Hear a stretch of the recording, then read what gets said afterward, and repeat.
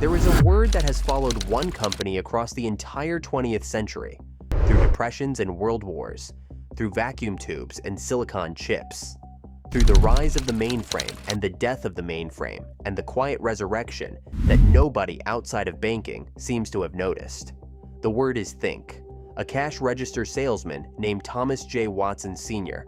coined it in a Rochester, New York, sales office sometime around 1911, back when he was trying to motivate a team of men to sell adding machines to shopkeepers. He printed it on a card, he hung it on the wall, he carried it with him when he left that company under indictment for antitrust violations.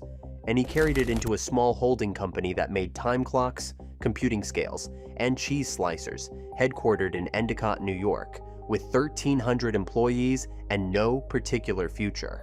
By 1985, the company Watson built around that word employed 405,000 people, controlled roughly 70% of the global computer market, and had just created a personal computer that was selling at a rate of 1 unit every minute of every business day.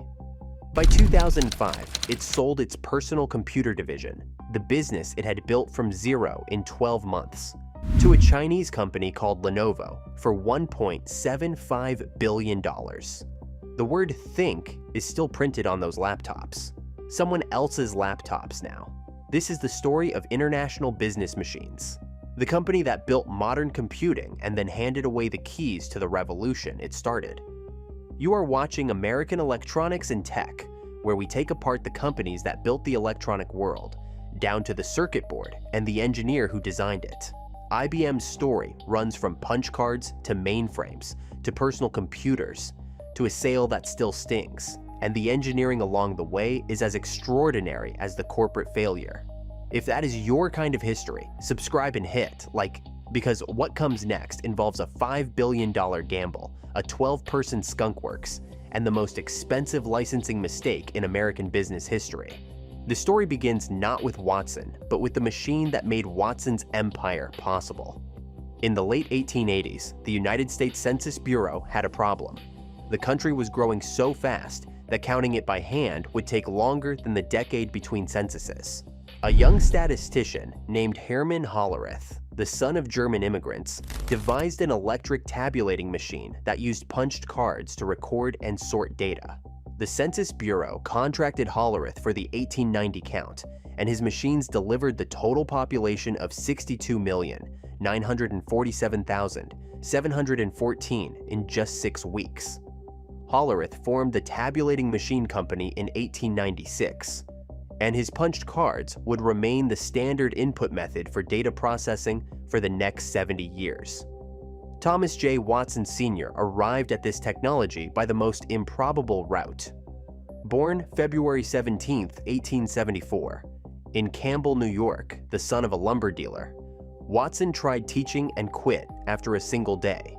He took bookkeeping at the Elmira School of Commerce, then clerked in a market and painted post for $6 a week. Bored, he went on the road selling pianos and sewing machines. He failed.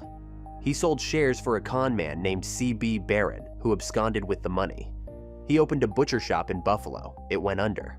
Watson was broke, jobless, and 22 years old, and the only thing left in the failed butcher shop was a cash register he still owed payments on. He walked into the Buffalo office of the National Cash Register Company to arrange the transfer and asked the branch manager for a job. The manager said no.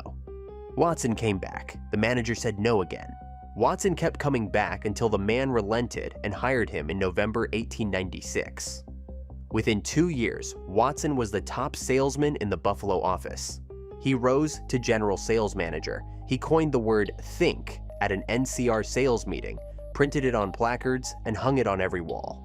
Then, in 1912, he and 26 other NCR executives were indicted for antitrust violations under the Sherman Act.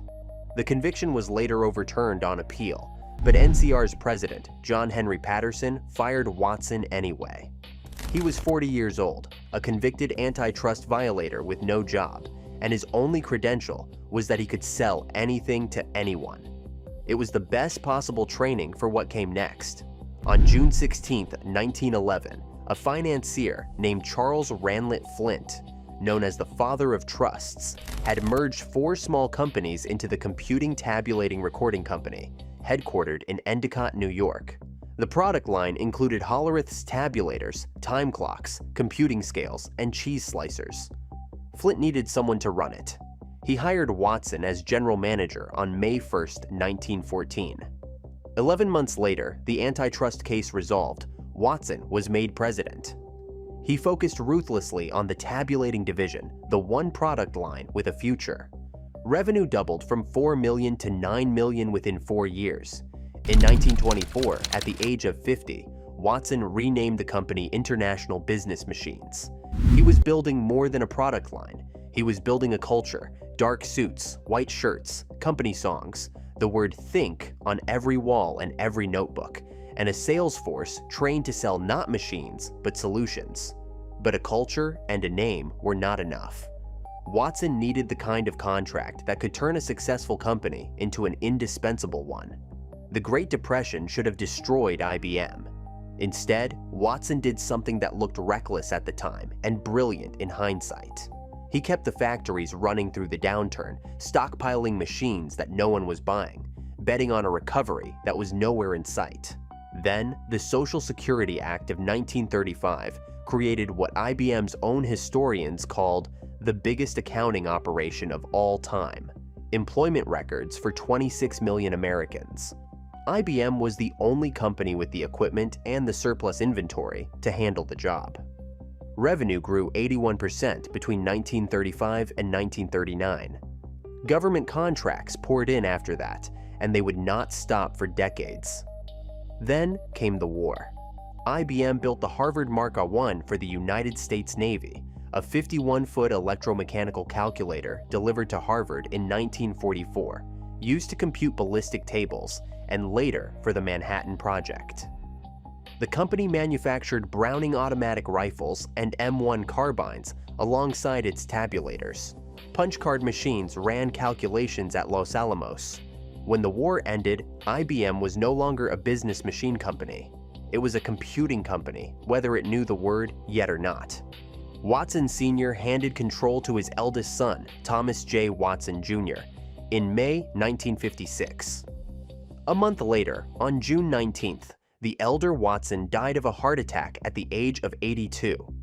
At his death, IBM had revenue of $897 million and over 72,000 employees. He had joined a company of 1,300 people that sold cheese slicers. He left behind an empire, but his son was about to do something that dwarfed every gamble the old man ever made. Thomas J. Watson Jr. faced a problem that would have been invisible to anyone outside IBM's engineering divisions. The company sold multiple product lines of computers, and none of them could talk to each other. Software written for one IBM machine could not run on another IBM machine. Every upgrade meant starting over. In 1961, Bob Evans, the development vice president of IBM's Data Systems division, proposed killing the existing product lines and replacing them with a single compatible family. Fred Brooks, who had designed the computer Evans wanted to kill, was furious. But when Evans asked Brooks to lead the new project instead, Brooks accepted. Gene Amdahl, who had designed the IBM 704, became the chief architect. Eric Bloch developed the solid logic technology that would make the circuits affordable. The Spread Task Group delivered its recommendations in December 1961. 5 compatible processors, standard interfaces, 1 unified architecture. The cost estimate climbed to $5 billion. In 1962, IBM's total revenue was $2.6 billion. Watson Jr. was betting nearly twice the company's annual revenue on a product that would make every existing IBM computer obsolete. He later admitted to being in a nearly continuous panic from 1964 to 1966. There was no fallback plan. On April 7, 1964, IBM announced the System 360, 6 processors, 54 peripherals, 1 architecture. The name meant 360 degrees, a system for every purpose, every user, every direction. The operating system, OS 360, fell disastrously behind schedule. Brooks threw 1,000 additional programmers at the problem, and discovered the law he would later make famous. Adding people to a late project makes it later. He wrote a book about it called The Mythical Man Month, which remains one of the most cited texts in software engineering. But the hardware worked.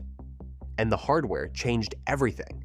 Revenue jumped from $3.2 billion in 1964 to $5.3 billion by 1967, and past $7 billion by the end of the decade.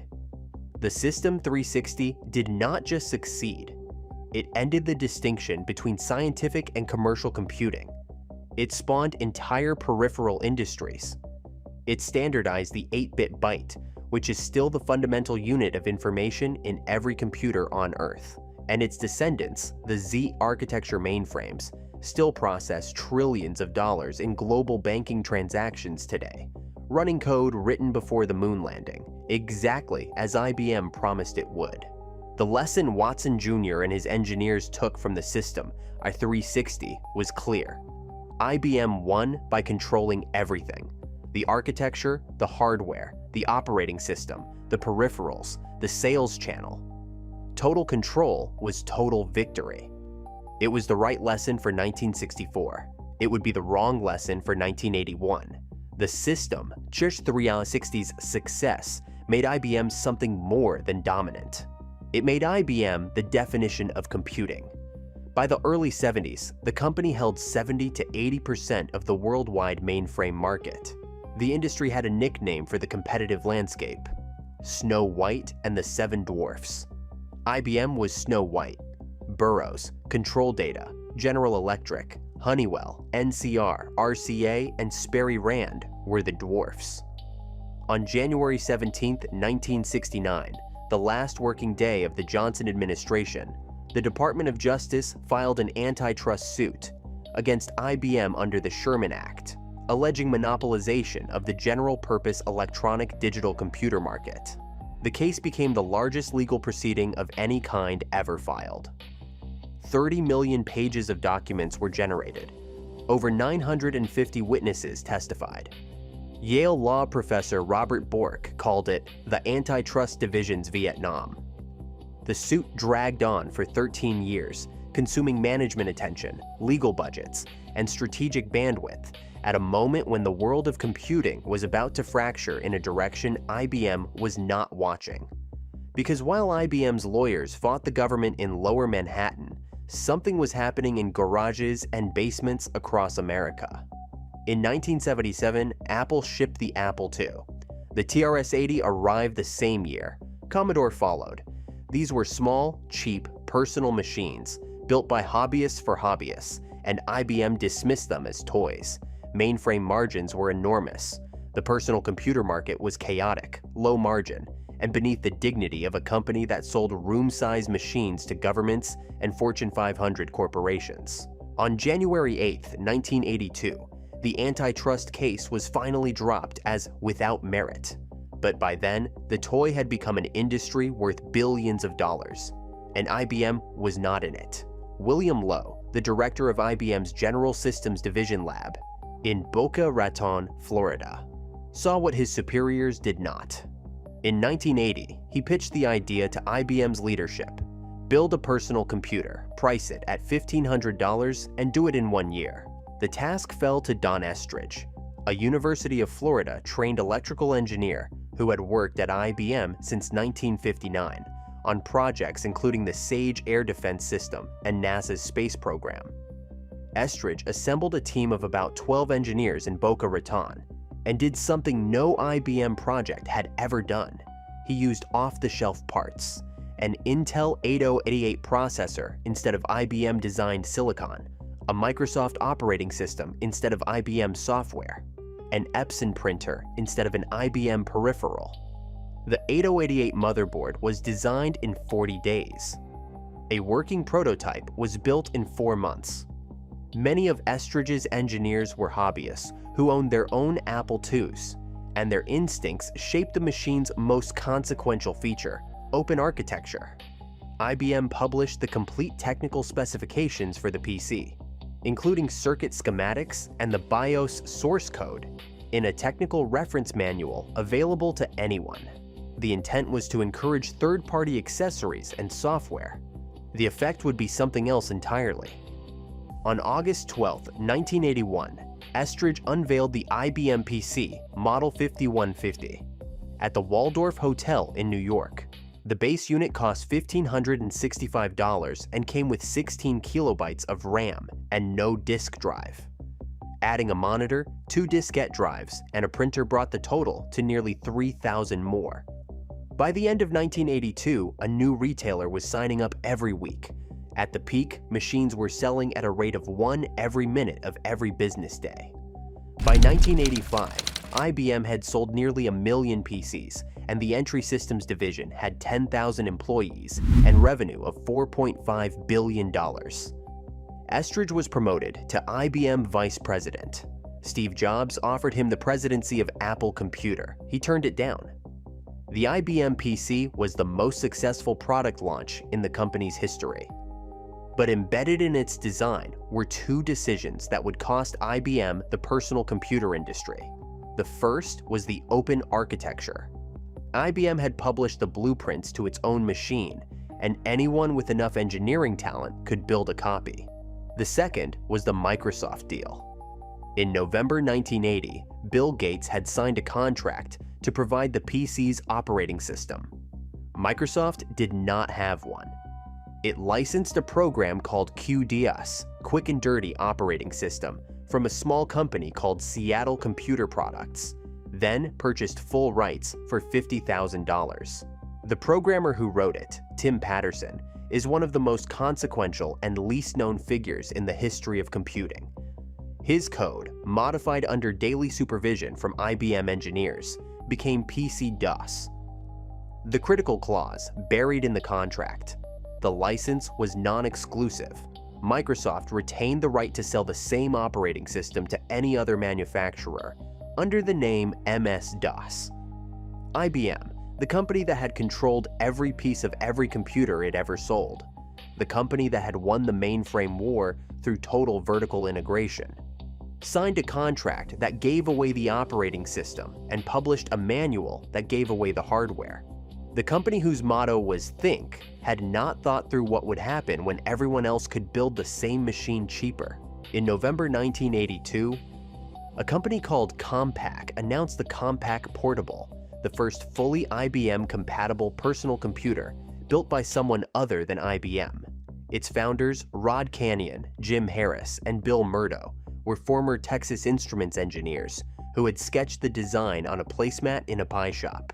Compaq spent $1 million to reverse engineer the IBM BIOS using clean room techniques. One team read the BIOS documentation and wrote functional specifications. A second team, which had never seen IBM's code, wrote new code from the specifications alone.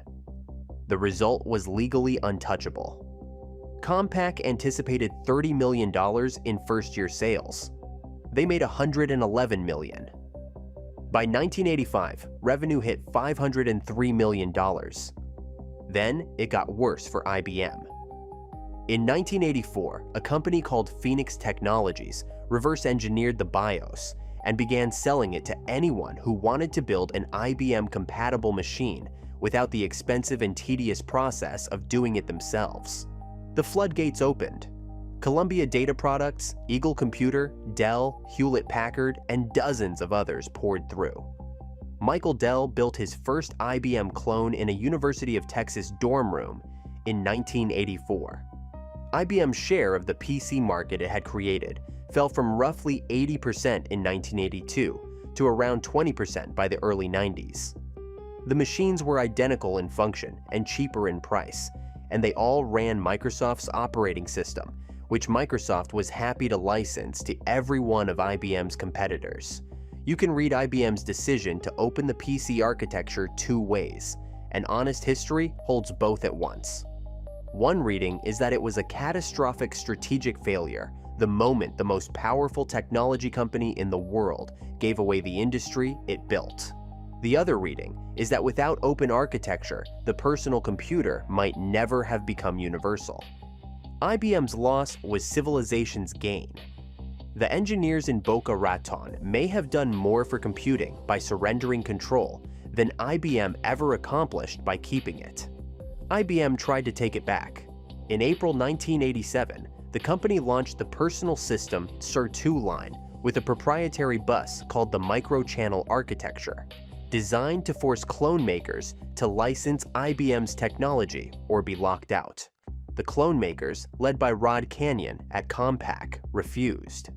9 companies formed a consortium and built their own competing bus standard.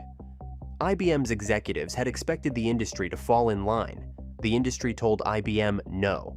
The microchannel became one of the most expensive dead ends in personal computer history, and the PS2 line, though it sold respectably for a time, never recaptured the standard IBM had given away. On August 2nd, 1985, Delta Airlines Flight 191 encountered a microburst on approach to Dallas-Fort Worth International Airport. The Lockheed L-1011 struck the ground a mile short of the runway, hit a car, collided with 2 water tanks, and broke apart. 137 people died, including Don Estridge and his wife Mary Ann. He was 48 years old. He had turned down Steve Jobs. He had built the most successful product launch in IBM's history from a team of 12 in a Florida lab. He had grown a zero-revenue skunkworks into a 10,000-employee division, generating $4.5 billion a year. He never saw the Clone Wars reach their peak. He never saw the PS2 fail. He never saw what came next. What came next was collapse. IBM's mainframe revenue, the foundation the company had rested on for decades, began to erode as cheaper alternatives arrived. The personal computer business bled margin against the clones. By the early 90s, the company that had once seemed unassailable was losing money at a pace that stunned the industry. In 1993, IBM posted an $8 billion loss, the largest in American corporate history at that time. Shares that had traded at $43 in 1987 fell to $12. The board fired CEO John Akers and hired an outsider, Louis Gerstner, a former McKinsey consultant who had run American Express's travel division and then RJR Nabisco. Gerstner took over on April 1, 1993. He cut 60,000 jobs, the largest single corporate layoff in American history at the time. He killed the plan to break IBM into smaller independent companies, slashed mainframe prices to meet the competition, and pivoted the company towards services and consulting. The turnaround worked. By 2002, when Gerstner stepped down, IBM was earning over $7 billion a year, but the personal computer was no longer part of the plan. On December 7, 2004, IBM announced it was selling its personal computing division to Lenovo, a Chinese technology firm, for $1.75 billion, $650 million in cash, $600 million in Lenovo stock, and $500 million in assumed liabilities. 10,000 IBM employees transferred to Lenovo, the ThinkPad brand, the matte black laptop that road warriors and engineers had trusted for over a decade, the machine with the red trackpoint nub and the butterfly keyboard that had entered the Museum of Modern Art went with them. IBM's PC division had generated over $9 billion in revenue in 2003, but the margins had been eaten to nothing by the same open architecture that made the platform universal. The division that Don Estridge built from nothing was sold for less than 1/5 of a single year's revenue. The company that invented the personal computer could no longer afford to make personal computers, but the machines outlived the company's control of them. The Z architecture mainframes, the direct descendants of the System 360 that Watson Jr. bet $5 billion on in 1964, still run the back end of global civilization. Banking transactions measured in trillions of dollars. Airline reservation systems, government tax processing, Fortune 500 back-office operations. Code written before the moon landing still executes on modern IBM mainframes, exactly as it was promised 60 years ago that it would. The original IBM PC 5150 is now a collector's item, with working units selling for anywhere from $80 to several hundred, depending on condition and completeness. The Model F keyboard that shipped with it, a heavy mechanical board built to a standard that modern keyboard enthusiasts still revere, sells for considerably more. The ThinkPad survives under Lenovo's ownership, the name intact, the red track point still centered in the keyboard, still the machine that serious users reach for.